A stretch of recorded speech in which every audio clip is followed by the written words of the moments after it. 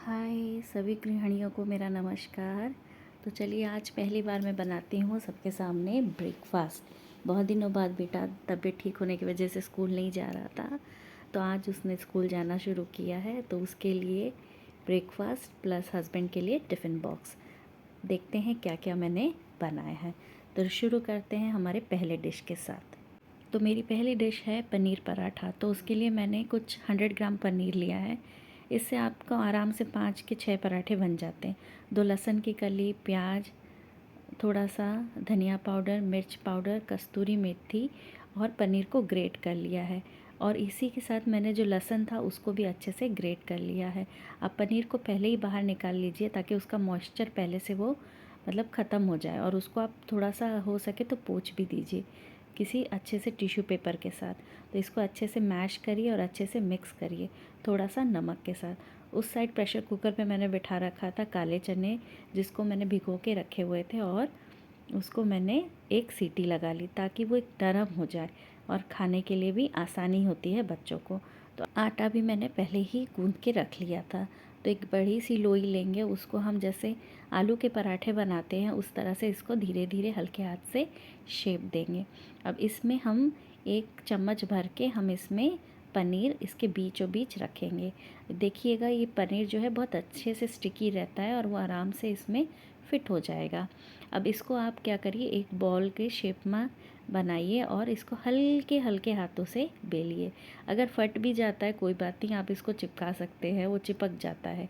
तो इसमें कोई टेंशन की बात नहीं है कि फट जा रहा है या कुछ। देखना ज़रूर ही, ये बिल्कुल भी नहीं फटेगा। तो हल्के हाथ से धीरे धीरे इसको अच्छे से सभी तरफ से फैलाते हुए बेल लीजिए। तो मैंने इसको बेल लिया है, और इसको आप चाहें तो घी या फिर बटर के साथ इसको आप सेक सकते हैं। सुबह की भागदौड़ हर मम्मी के लिए तो एकदम परेशानी की होती है। हस्बैंड का टिफ़िन बनाना है, बच्चे को रेडी करना है, और कुछ ना कुछ तो रहता ही रहता है। तो लाइए, ये मेरा बेल लिया है इसको, और थोड़ा सा एक जगह से फट गया। देखिए मैं इसको पैचअप कर दूँगी अभी कैसे। आराम से ये चिपक जाएगा और लगेगा कि नहीं कि वहाँ पे फटा भी था। बाकी मेरे नहीं फटे थे, यही बस एक फट गया था, लेकिन देखिए बिल्कुल पता ही नहीं चला कि कहाँ फटा है।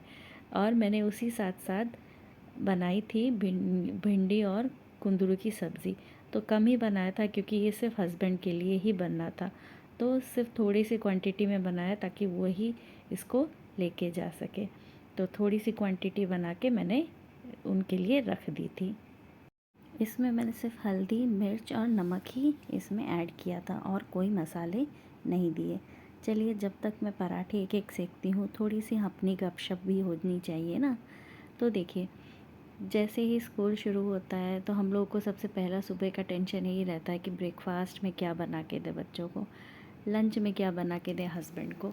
और सुबह की इतनी भाग दौड़ होती है कि जैसे लगता है कि शरीर से एनर्जी ही निकलती जा रही है, क्योंकि आज बच्चा बहुत दिनों बाद स्कूल जा रहा था, उसको कुछ लाइट भी देना था, तो और उसके हेल्थ के रिकवरी करने के लिए भी मुझे कुछ ब्रेकफास्ट उसके लिए टेस्टी भी और न्यूट्रिशियस भी बनाना था।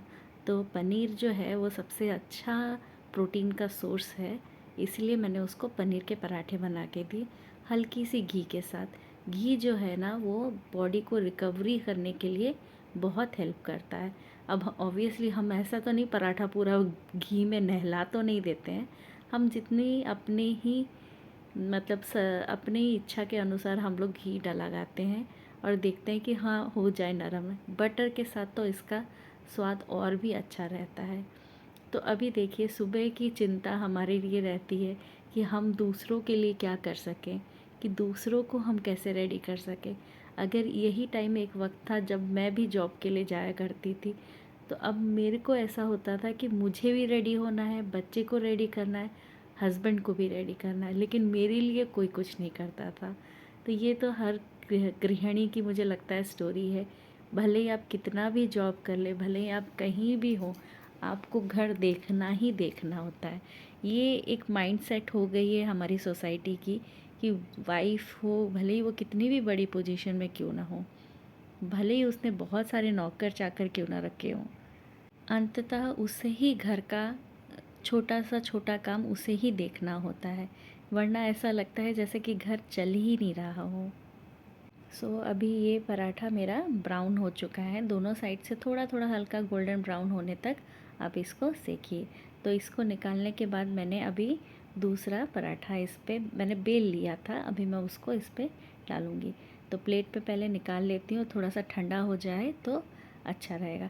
ये बहुत पतली पतली बेली जा सकती है क्योंकि हम ग्रेटेड पनीर का यूज़ कर रहे हैं। तो आप महीन ग्रेट करेंगे ना तो बहुत अच्छे से ये फैलेगी।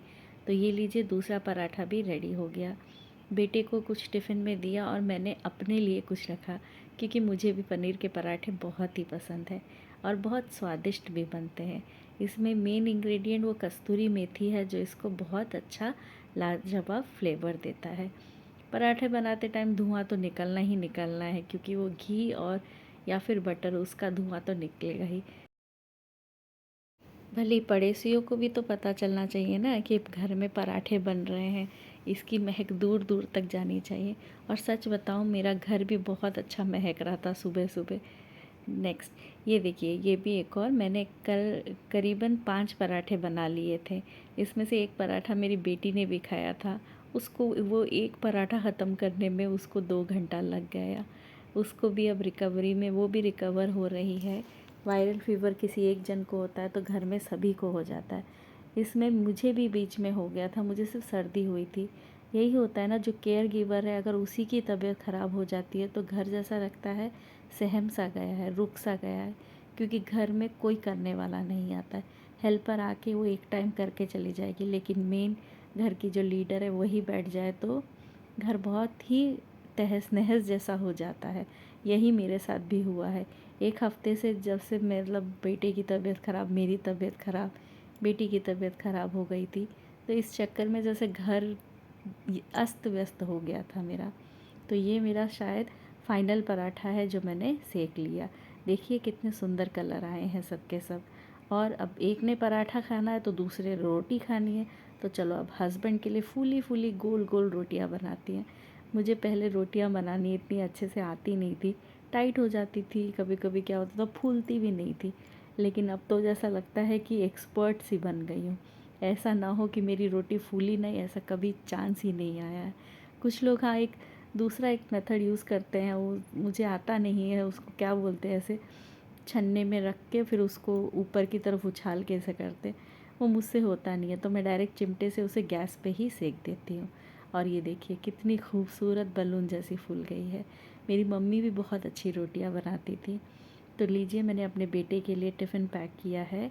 उसके लिए 2 पनीर पराठे दिए, एप्पल का कट करके दिया, लेकिन उसको मैंने फ़ोटो में इंक्लूड नहीं कर पाई क्योंकि तब तक वो बहुत लेट हो चुका था। और रही नेक्स्ट हस्बैंड के टिफ़िन की बारी, उनके लिए रोटी दी, जो सब्ज़ी भूजी थी वो दिया, और जो मैंने काले चने जो उबाले थे वो दिए। काले चने डाइजेशन के लिए भी बहुत ईज़ी होते हैं और अच्छे भी होते हैं। अब मेरी बारी थी, जो कि मैंने शायद 10 बजे जाके अपना ब्रेकफ़ास्ट किया। तो मैंने थोड़ा सा अपने ब्रेकफ़ास्ट को कलरफुल बनाया। मैंने टमाटर को फाइनली चॉप किया। अब इसमें मैंने खीरे को फाइनली चॉप करके ऐड किया। नेक्स्ट आता है भाई प्याज। प्याज के बिना तो लगता है जैसे कोई डिश कंप्लीट ही नहीं हुई। तो प्याज के बाद मैंने इसमें थोड़े मसाले डाले, जिसमें सिर्फ नमक, थोड़ी सी ग्रीन मिर्ची और नींबू था। अब इसके ऊपर मैंने डाले अपने उबले हुए काले चने। बड़े मस्त खिले खिले से काले चने थे, बहुत सॉफ्ट भी बने थे। ये आपको प्रोटीन का भी सोर्स है और आयरन का भी सोर्स है। अच्छे से मिक्स किया और फिर मैंने अपने लिए बनाई चाय। चाय के बिना तो चलो अपना दिन ही शुरू नहीं होता। सुबह के 7 बजे उठे, दोपहर के 10 बजे हमने ब्रेकफास्ट किया। 2 पनीर के पराठे, चाय और अपनी चाट, काले चने की चाट। अगर आपको ये रेसिपीज़ और मेरी बताने की शैली अच्छी लगती है तो प्लीज़ सब्सक्राइब करिए, कमेंट करिए। Thank you for watching.